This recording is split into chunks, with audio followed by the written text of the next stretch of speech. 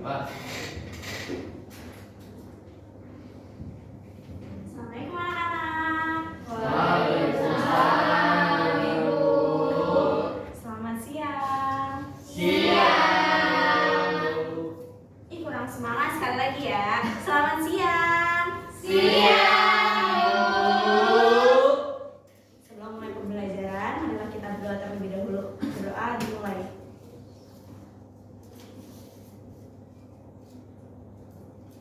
Berdoa selesai. Ibu absen dulu ya. Iya, Bu. Siapa yang akan masuk hari ini? Puspita, Bu. Kenapa dia? Sakit. Udah itu aja. Nurisma, Bu. Nurisma. Kenapa dia? Alfa. Sebelum mulai pembelajaran, kok belum dihapus? Tolong dong Mbak Den hapus ya. Siap, Bu.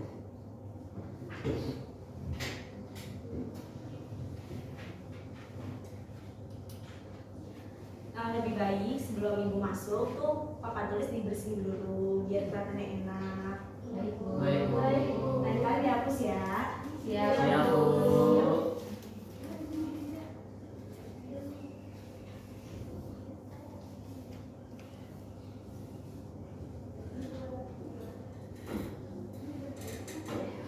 Udah, Bu.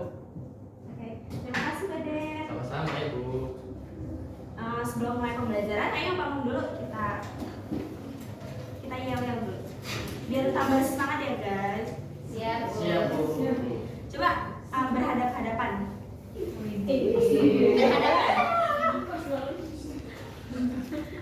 Kalau ibu bilang satu, pegang pundak kiri temannya. Oh, Gini. Kiri ya. Ini, Bu. Ya. Kiri.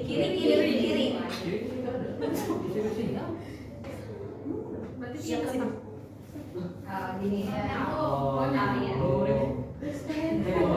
Kalau ibu bilang dua, goyang-goyang. Satu. Kalau ibu bilang tiga, ya gitu ya.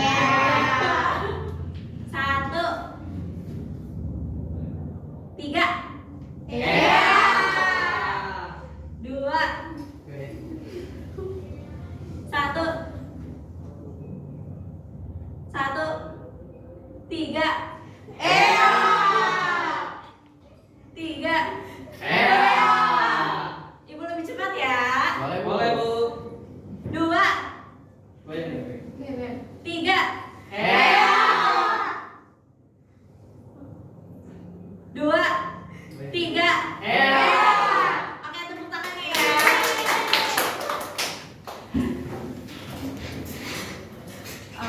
Oke, kita lihat video dulu ya. Siap, Bu.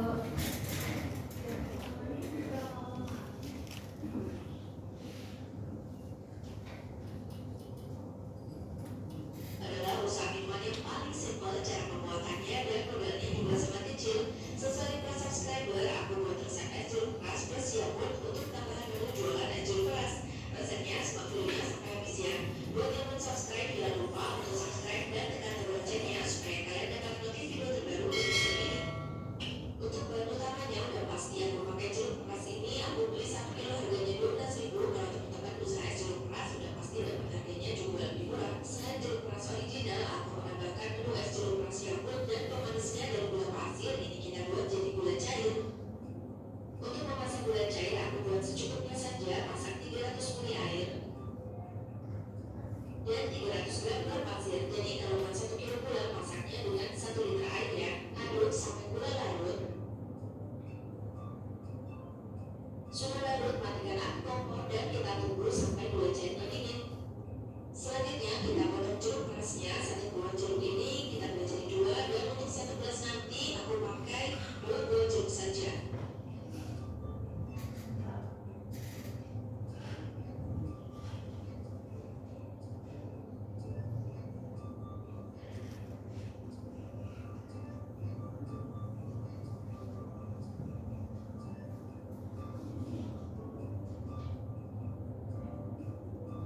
Untuk gelasnya aku pakai ukuran 16 oz.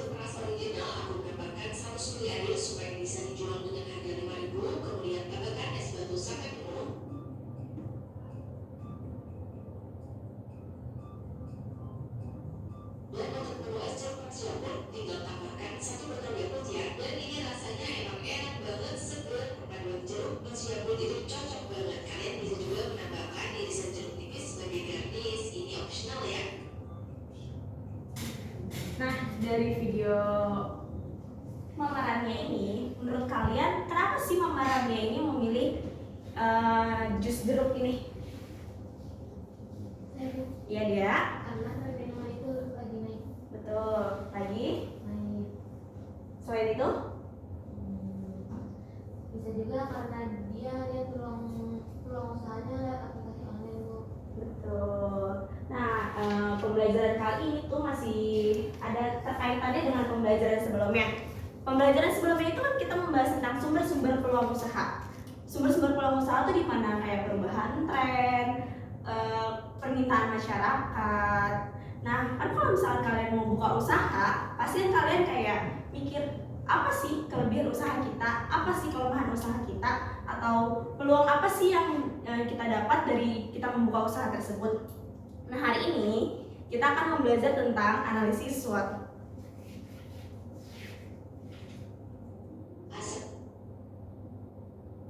Nah, sebelum mulai pembelajaran, boleh Alvin baca motivasi hari ini dulu. Baik Bu, motivasi hari ini yaitu banyak usaha yang gagal karena tidak mampu mengantisipasi tantangan. Analisis SWOT dapat membantu kita menghadapi berbagai kemungkinan dalam bisnis. Pengusaha sukses seperti Elon Musk atau pendiri kopi kenangan juga menerapkannya. Jadi, dengan mempelajarinya, kalian sedang mempersiapkan diri menjadi calon pengusaha sukses. Nah, betul. Dengan analisis SWOT ini kita bisa membuka usaha agar usaha tersebut tuh bisa lebih maju atau bisa lebih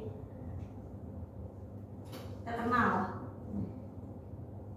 Nah, tujuan pembelajaran kita hari ini yaitu melalui studi kasus dan diskusi kolaboratif, peserta didik mampu melakukan analisis SWOT untuk mengidentifikasi kekuatan, kelemahan, peluang atau ancaman dari sebuah usaha.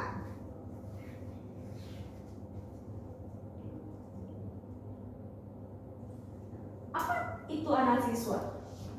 Analisis SWOT adalah alat atau metode yang digunakan untuk menganalisis sebuah usaha. Nah, analisis SWOT itu merupakan singkatan dari strength atau kekuatan, weakness atau kelemahan, opportunity peluang, dan threat atau itu ancaman. Tujuannya adalah agar kita bisa lebih paham, lebih kondisikan usaha kita tuh mau gimana. Terus kita tuh bisa menganalisis dari dalam atau dari luar usaha kita tersebut. Nah, tujuannya itu bisa mengetahui apakah usaha kita itu benar-benar mempunyai kelebihan. Terus kan kita udah nemu kelebihannya nih, pasti di kelebihan itu pasti ada kekurangannya. Nah, kekurangan usaha kita itu apa? Gitu. Terus itu kan dari dalam. Nah, kalau misalkan dari luar kayak peluang kita membuka usaha itu apa? Terus ancamannya itu apa gitu. Nah, biar ibu tidak membaca sendiri, coba Dwinda baca di depan ya. Komponen dan contoh penerapan analisis SWOT.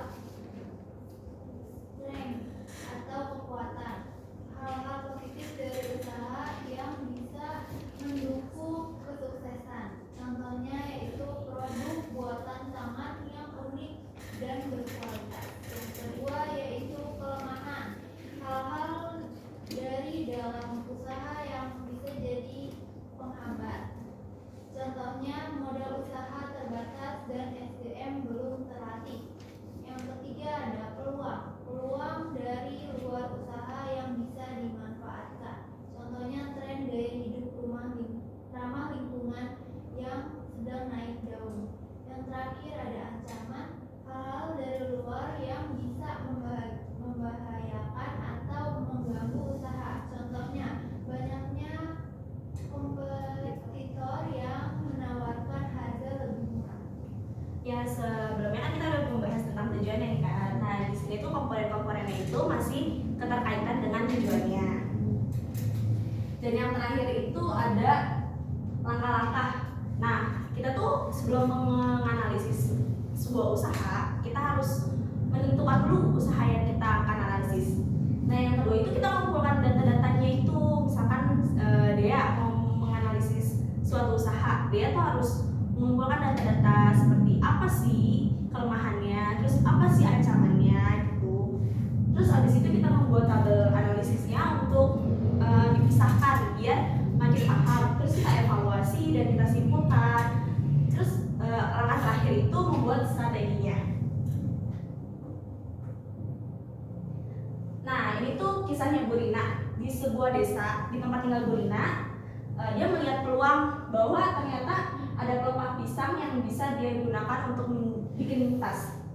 Tapi ternyata tas itu belum tertarik sama orang.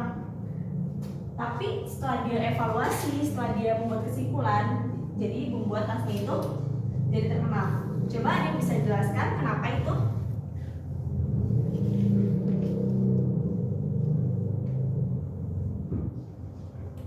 Ayo Elsa. Nah, promosinya harus diperbaiki, Bu. Betul, selain itu? Terus harus lebih dikenalkan lagi sama orang. Terus lagi? Terus dia juga tahu kekurangan dari produknya apa. Betul, tepuk tangan buat Elsa. Nah, itu Bu Rina tuh sedang melakukan analisis SWOT. Bu Rina melakukan apa sih kelemahannya yang bisa membuat tas ini terkenal gitu? Apa sih peluangnya gitu? Sebelum mulai selanjutnya, aku kasih tahu kalau misalkan Ibu hari ini dengan model pembelajaran problem based learning dengan strategi MTH. Coba kan kita mau buat kelompok. Badan hitung 1, 2, 3, 4, 1, 2, 3. 1. 2. Nah, duduk per kelompok ya. oke. Kelompok 1 sama kelompok 1, kelompok 2 sama kelompok 2, dan kelompok 3 sama kelompok 3.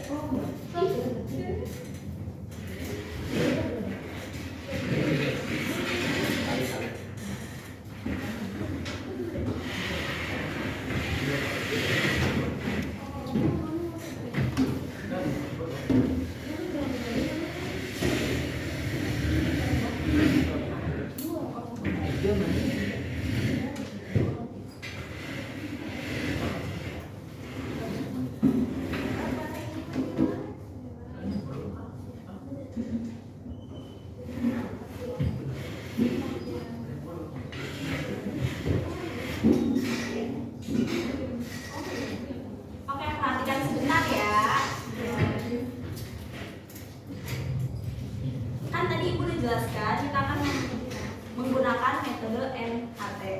Nah, di setiap kelompok harus menentukan nomornya. Misalkan dari nomor 1, Anissa nomor 2, dan ini nomor 3. Mengerti? Oke. Ibu bagikan ini ya, studi kasusnya.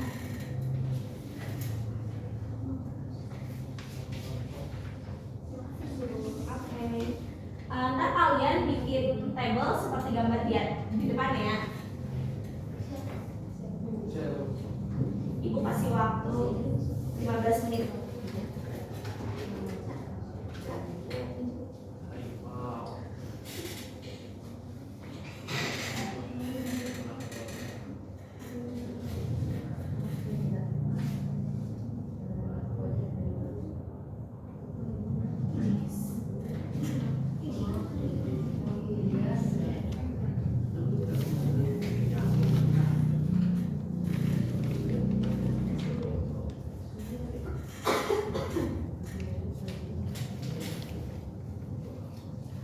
Ingat ya anak-anak, kalian harus menentukan kekuatannya itu apa, kelemahannya itu apa,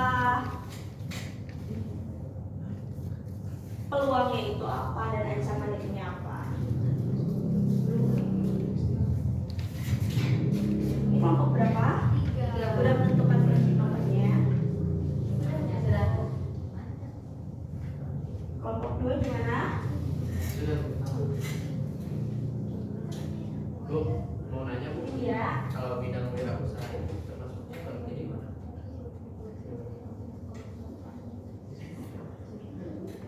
Berarti maksudnya ke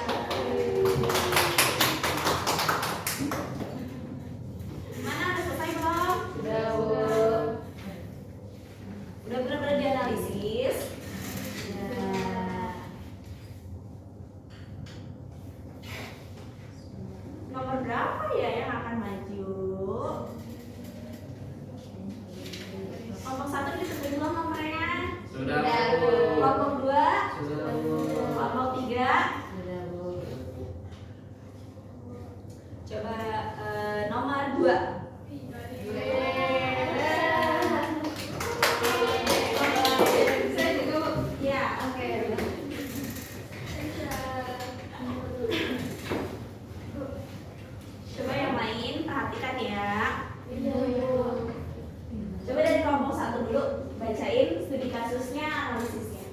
Analisis strength bu. Studi kasusnya. Ini yang ceritanya.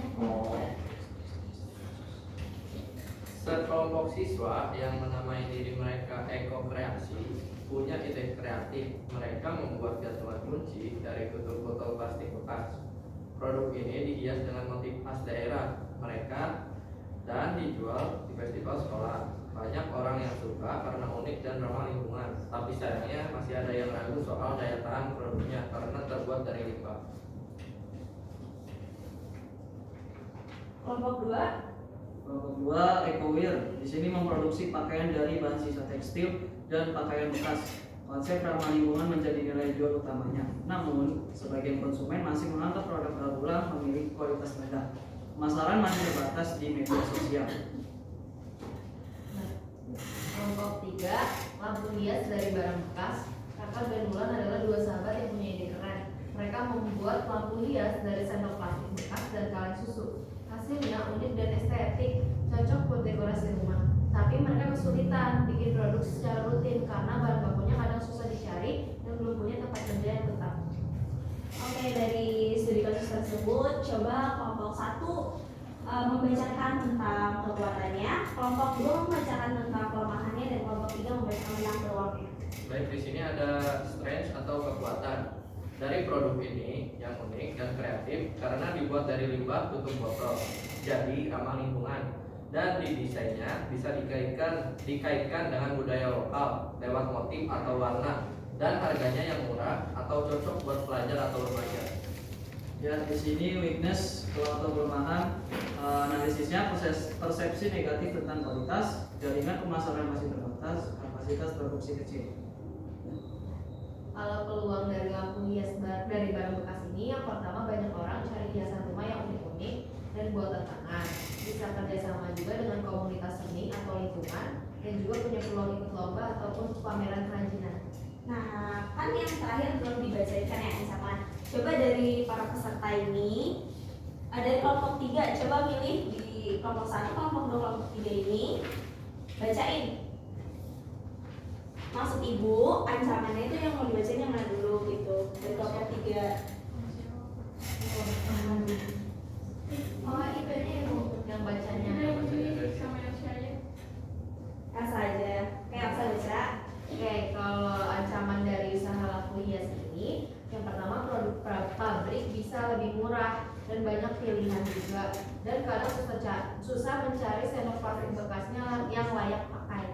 Oke, yang terakhir kan ada strateginya ya. Coba bacain apa sih strategi dari masalah-masalah tersebut. Dikerjain lah strateginya. Ya. Oke, strateginya Ecowear ini perlu mengedukasi konsumen melalui media sosial bahwa produk daur ulang tetap berkualitas dan berdampak positif bagi lingkungan. Oke, dari peserta ada yang mau ditanyakan? Oke, tepuk tangan buat teman-teman yang tersebut.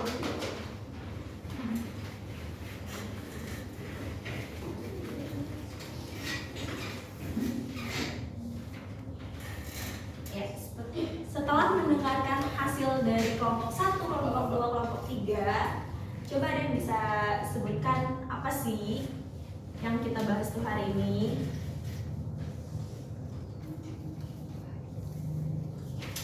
Ayo, ada yang bisa? Ibu, Ya, Bunda. kita bisa memanfaatkan kekuatan dan peluang usaha juga. Betul. Jadi kan kita udah mengetahui studi kasusnya, masalahnya, terus kita tahu bagaimana cara menganalisisnya, terus akhirnya kita mengetahui strategi atau tindakan apa yang akan kita lakukan.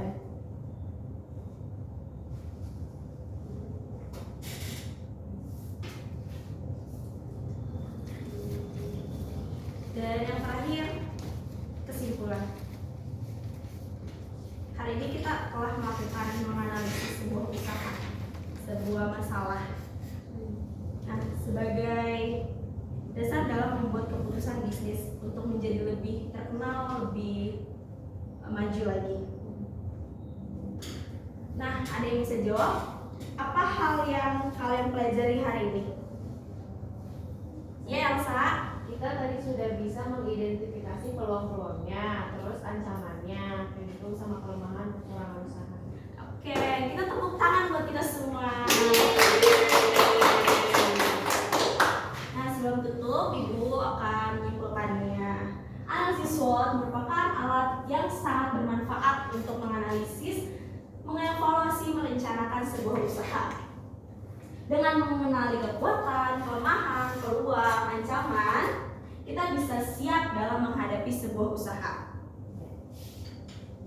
Sekian dari Ibu, terima kasih ya. Iya, Bu. Terima kasih, Bu. Terima kasih, Bu. Sebelum menutup pembelajaran, marilah kita berdoa terlebih dahulu. Berdoa untuk kepercayaan masing-masing, berdoa dimulai.